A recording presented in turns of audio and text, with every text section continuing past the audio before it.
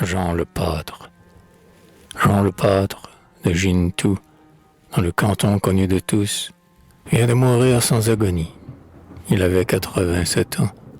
Tous ses cheveux, toutes ses dents, et, dans son genre, un génie.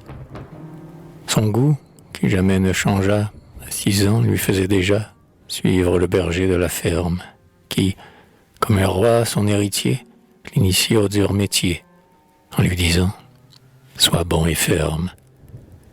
Chaque matin, en te levant, consulte le ciel et le vent, puis choisis bois, lande ou prairie, et sache que l'erreur d'un jour peut compromettre sans retour ton renom et ta bergerie. Aide-toi d'un chien fort et doux, capable d'imposer au loup et de les tenir en haleine, mais incapable d'arracher à la brebis qu'il court chercher, même un léger flocon de laine. Et puis des conseils répétés pour les hivers, pour les étés, pour l'achat, la vente, la tonte, des remèdes pour tous les maux, des proverbes en 4 mots, le tout orné de plus d'un conte.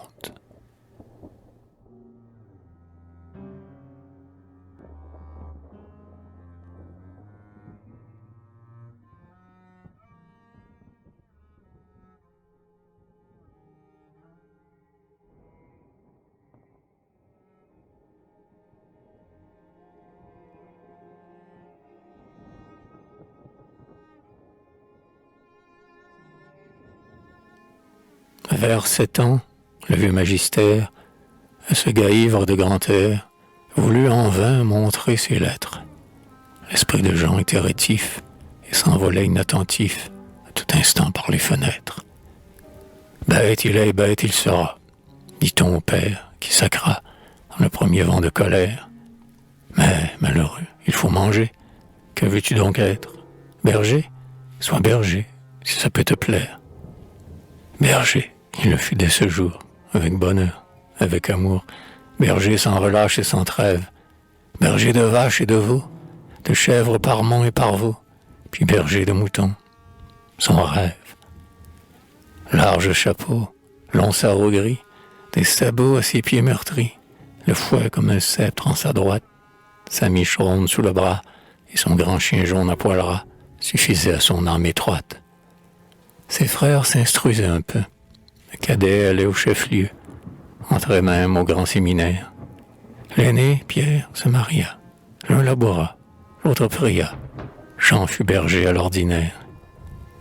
Par la pluie, par le soleil, que le mont fut sombre ou vermeil, et la plaine fleurie ou morne, il fut berger, toujours berger, sans même un désir de changer, immuable comme la borne.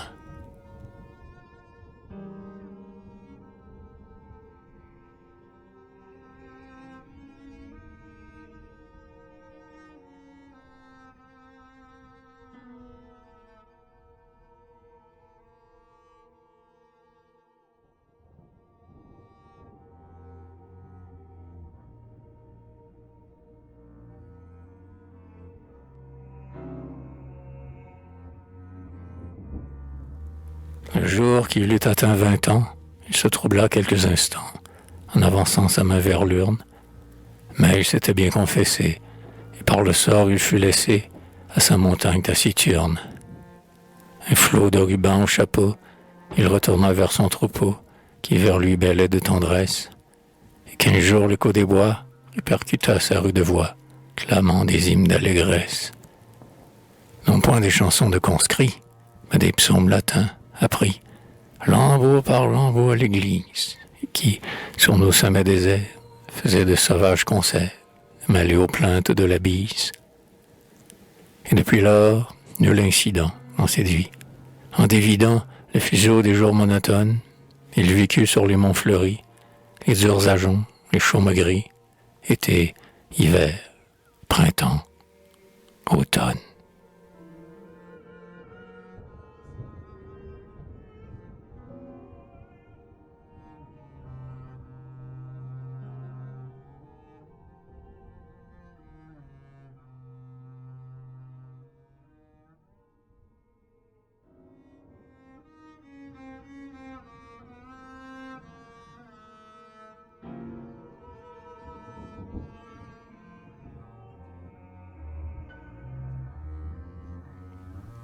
eût-il l'amour, c'était rien. Personne n'en sut jamais rien. On dit que sous sa limousine, quand l'automne élevait la voix, venait s'abriter quelquefois une pastourelle voisine. Mais comme, bien que tendre et doux, il ne leur parlait que de loups, de chiens, de brebis et de chèvres, qu'il était gauche et primitif, et jamais d'un baiser furtif n'effleurait leurs yeux ni leurs lèvres. Elle l'avait toute laissée, le cœur peut-être au fond blessé, mais sans en rien faire paraître, se guérissant sa façon d'un rosaire ou d'une chanson, et ne comptant son mal qu'au prêtre.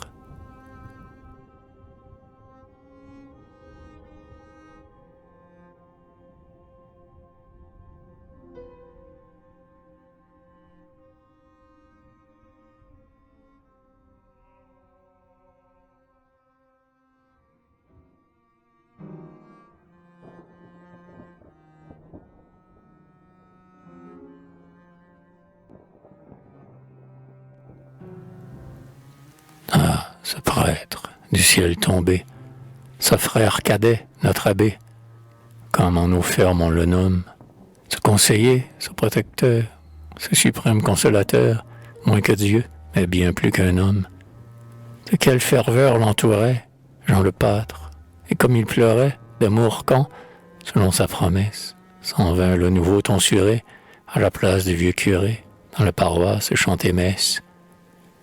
Quelle fête de le revoir, une fois l'an, surgir tout noir sur les monts de bruyère rose, bénir moutons, ruches et bœufs, embrasser ses petits-neveux et sourire aux aïeuls moroses. Puis repartir, disant à Jean, il faut que je sois diligent. Quand tu dors trop, ton troupeau bêle, frère, je suis berger aussi, d'un troupeau qui paie loin d'ici, qui craint les loups et me rappelle. Et l'abbé fouettait ses juments, et Jean, mélancoliquement, s'en retournait parmi ses ouailles, qui l'accueillaient avec des bons, des bêlements joyeux et bons, des carillons de sonnailles.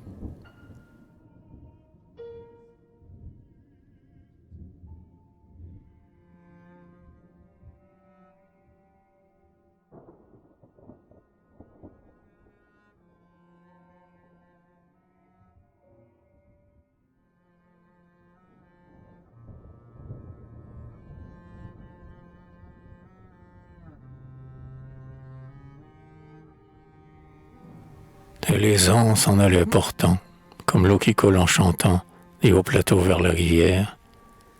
Les vieux mouraient, les petits-fils grandissaient, par d'autres suivis, brins de chanvre en lâche à neuvière. L'or, voyant blanchir ses cheveux, Jean ne songeait qu'à ses neveux, les amenait dans les bruyères, le fabriquait mille joujoux, cages d'osier, bâtons de houx, et chars à charrier des pierres.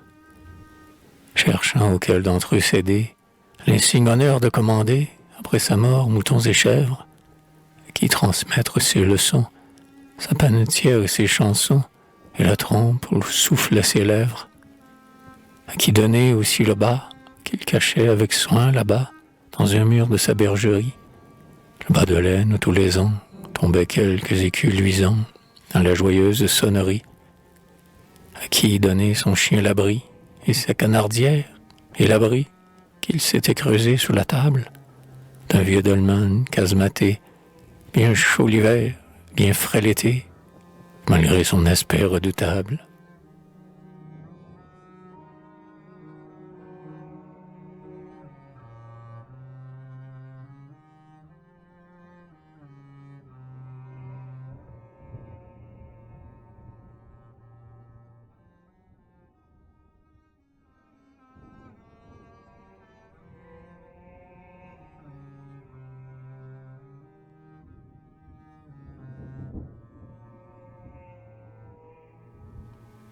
Quand il eut fait choix enfin, lui, roi des bergers, d'un dauphin, sans lui céder le sceptre encore, il se sentit plus rassuré et, d'un gros souci délivré, chanta d'une voix plus sonore. Et puis ce fut un beau vieillard, le premier de tous dans son art, qu'on venait de 4 lieues, qu'on dépérissait un troupeau, consulté, la main au chapeau, au milieu de ses landes bleues. Un vrai mage de l'ancien temps, lisant dans les cieux éclatants les jours sereins et les tempêtes, et trouvant contre les douleurs des remèdes parmi les fleurs qu'abroutaient en passant ces bêtes. Religieux à sa façon, par le cœur, non par la raison, se figurant une autre vie, par des pâturages verts, que ne flétrirait nul hiver, il errerait l'âme ravie. Suivi de longs troupeaux bêlants, qu'il promènerait à pas lents, sans craindre ni loup ni vipère, et ramènerait au bercail, en passant sous un beau portail, où les compterait Dieu le Père.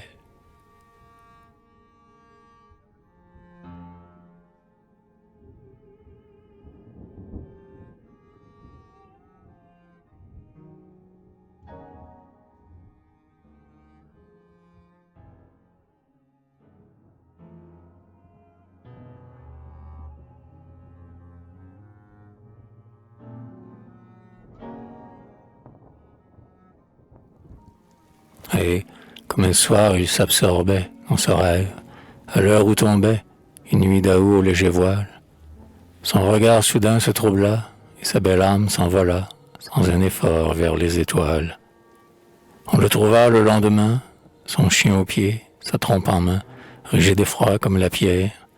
Son troupeau bêlait alentour, l'alouette chantait le jour, mais Jean n'ouvrait plus sa paupière. Jean le pâtre, de Gintou, dans le canton pleuré de tous, fut couché dans le cimetière. Mais son esprit habite encore la lande aux fleurs de pourpre et d'or, où s'écoula sa vie entière.